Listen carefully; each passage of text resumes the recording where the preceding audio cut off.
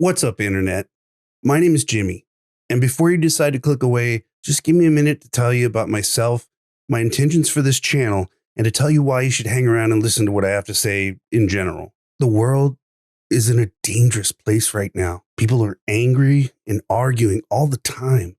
Our society and culture have never been as divided as they seem to be today. And it feels like everyone is too busy being distracted by the news and social media to see it all happening. I've worn many hats in my 40-something years on this planet, and I started out being a salesman, then I went to being a waiter while I spent nights playing open mics and writing music. That led to being a music and food writer for a local magazine. Then, suddenly, my wife at the time got sick with a serious heart condition. Even working 3 jobs wasn't enough to pay the medical bills. All of a sudden, I was joining the army and I became a soldier for a while, but at least the doctors were able to save her life. After the army, I felt like I didn't fit anywhere, so I went to being a bagger at a grocery store for a bit. Then I lost my marriage, my family, and my mind in that order, and that happened to coincide with the pandemic, unfortunately. The wife and kids technically moved out the week before the first lockdowns. So the timing wasn't bad. I ended up jumping into a bottle for a while, and thankfully I stopped drinking. After spending some government-sponsored time in the VA psych ward for reflection, I spent time driving Uber for years. And finally, for the last 3 years, I've been editing and writing for a podcast and a YouTube channel about history and geopolitics. That's been the last 25 years for me. And it feels like at every point in my life, I've gotten the opportunity to study people. From their greatest moments of heroism to their lowest moments of shame and guilt, I've witnessed the full range of human emotions and choices. At least I think I have. Then this new job writing about global events caused me to zoom out and look at the bigger picture.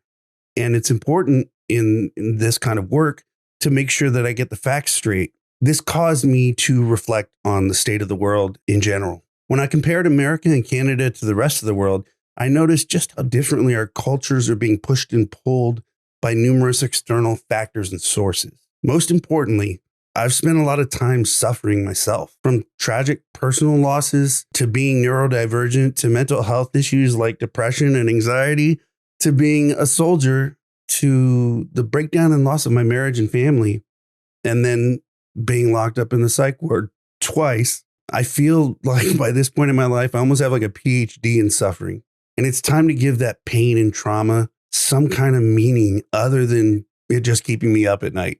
So come along with me while I analyze the world, report what I found, and try to figure out what's reality and what's just more noise and reasons to leave a man feeling driven mental. Our culture is sick. Social media is a tool. And like many tools, when they're first handled, one may not understand the full range of uses and purposes for what's in there. And when you think about it, as humans, we've had fire for tens of thousands of years and the wheel for at least the last several thousand years. I don't know. I haven't looked it up, but it's been a long time. We got the internet around a half century ago. And then social media came around in the 2000s. It's not even a quarter century old. And suddenly the world doesn't feel like quite so friendly a place anymore. From the stranger in the supermarket to your neighbor, everyone and quite literally their mother has access to multiple platforms with which they can broadcast their opinions, no matter how informed or educated they may be or not be. Algorithms are used by social media companies to anticipate what we want to see more of and what we will watch without clicking or swiping to the next post. Because algorithms are used for every single user, they're individual to each person, and it can be helpful to view them as a bubble surrounding the user. These bubbles collide with the bubbles of other people when we engage in conversation and discover the places in our algorithms that are drastically different to those of others. This means that we can end up positioned completely opposite to someone over one issue. And this can cause some people to completely view the other person as an enemy when they might actually agree on literally every other topic in life. As people continue to become more terminally online, their algorithms become more entrenched, and the content that they watch pushes them more to one side or the other when it comes to issues that divide society. One of the main goals of this channel is going to be to address these difficult issues that divide us, to talk about them openly and plainly, and try to see both sides of the issue. to try to find a way to break loose of the algorithm-directed division that we've allowed ourselves to be consumed by. Some people wonder why it's not safe to leave your kid with the neighbor down the street anymore. But if you're looking online, you can easily see why it isn't safe to do so in this day and age. Every day, the news has something on it just ready to shock us. From child predators to the overall trend in society to try and be as shocking and degenerate as possible for internet clicks, views, or clout. Part of the world just seems to have lost its mind. And there's a lot of us left looking at that group of people and wondering, is anything sacred anymore? Or maybe, does anyone care about anyone but themselves these days? I know at least I'm asking that, and I'm pretty sure there's a lot of you out there that are feeling the same way. And if you're a negative person, it's super easy to say that it's just part of the general downward trend of society and the world. And to that, I honestly call BS. Society has had its ups and downs before. My past in history and geopolitics has taught me this much. In 1835, the United States was run by an elderly guy who half the country hated and half the country loved. He was unapologetically racist and openly despised sections of the US population, endorsing their movement to camps and locations designed for people like them. He was accused of abusing his powers as president, and someone even tried to assassinate him. His name was Andrew Jackson. Within 2 hours of the attempted assassination of Andrew Jackson, every single person on Capitol Hill in the House or the Senate, as well as every member of the executive branch and even Johnson's staff themselves, were implicated in a plot to take out Andrew Jackson. Even Andrew Jackson was implicated in a plot to kill Andrew Jackson. This is all without the aid of social media or even the telephone.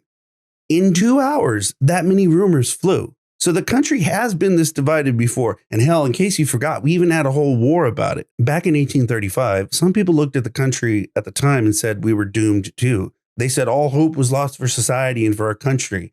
They thought it was getting run into the ground and it wouldn't last another 20, 30, 40 years. This proved to be unnecessarily alarmist of a view when the country has lasted for almost 200 years since then. But you know what? Eventually, the country healed. And just like 1835, 2025 will not be the year that America implodes.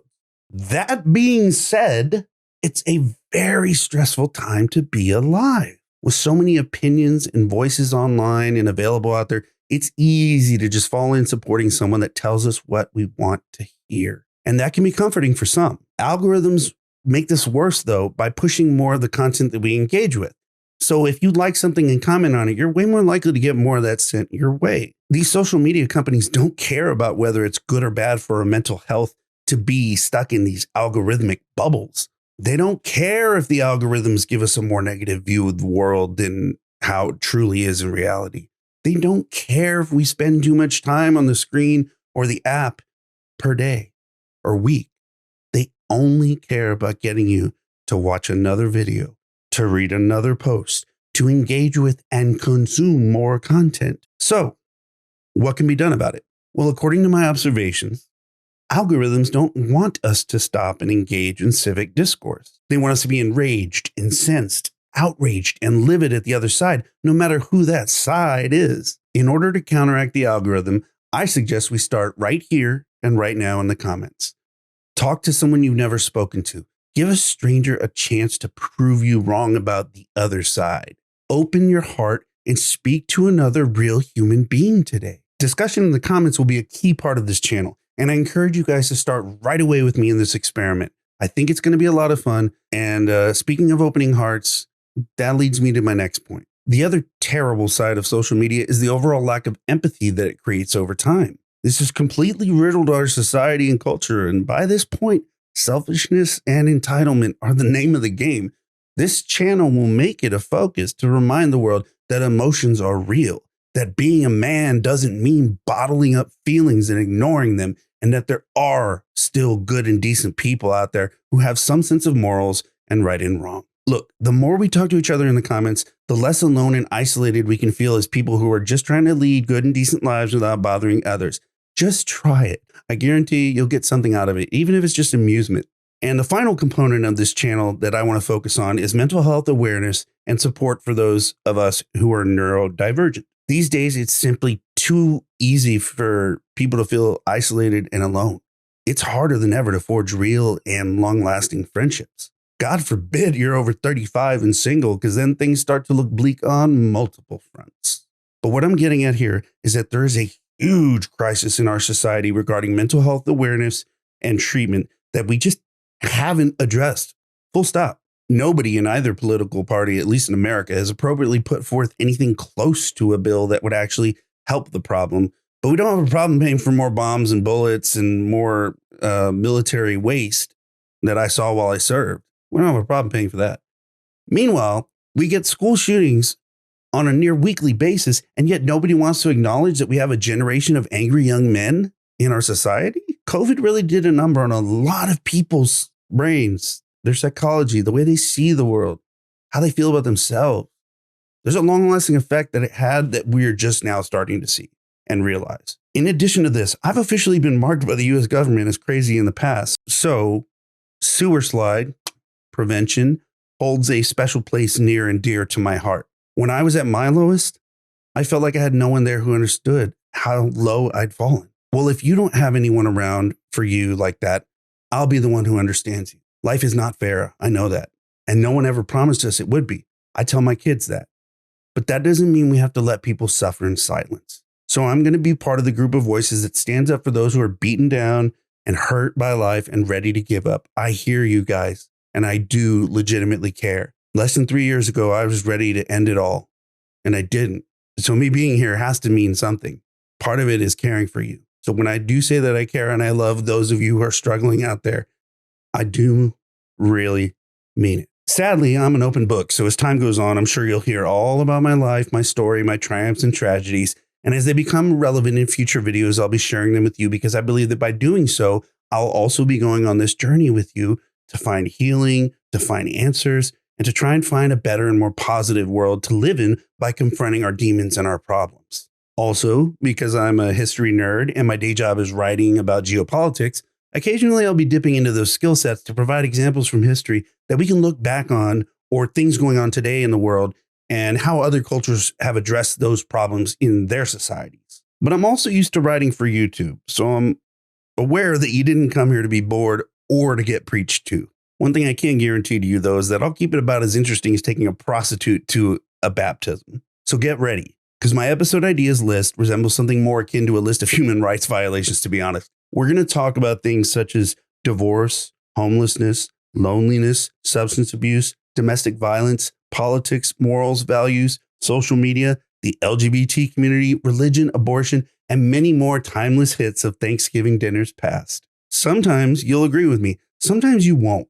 And that's okay. I still believe that you have a right to be here and take part in the conversation with all of us, as long as you keep it civil. That's all I'm asking. Really not that hard to not be a jerk these days.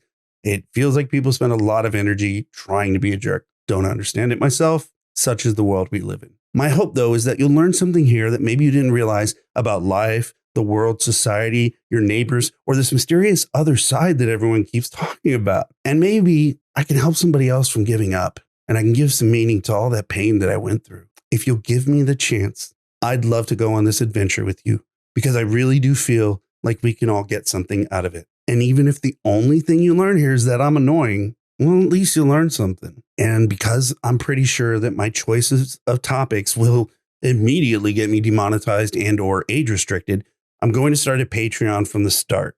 This is not just a shameless cash grab. It's honestly because I'm a single father and kids are expensive. I honestly really don't care too much about money. It's a resource. I need it to survive. That's about all it means to me.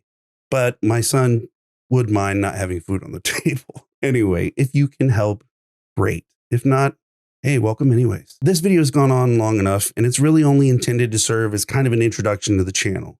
Look out for new episodes coming out weekly if I can manage it, and bi-weekly if I've bitten off more than I can currently chew. And remember, if the only thing that you can think of to do right now is to just be there tomorrow, do that. You are not alone. Thanks for watching, y'all.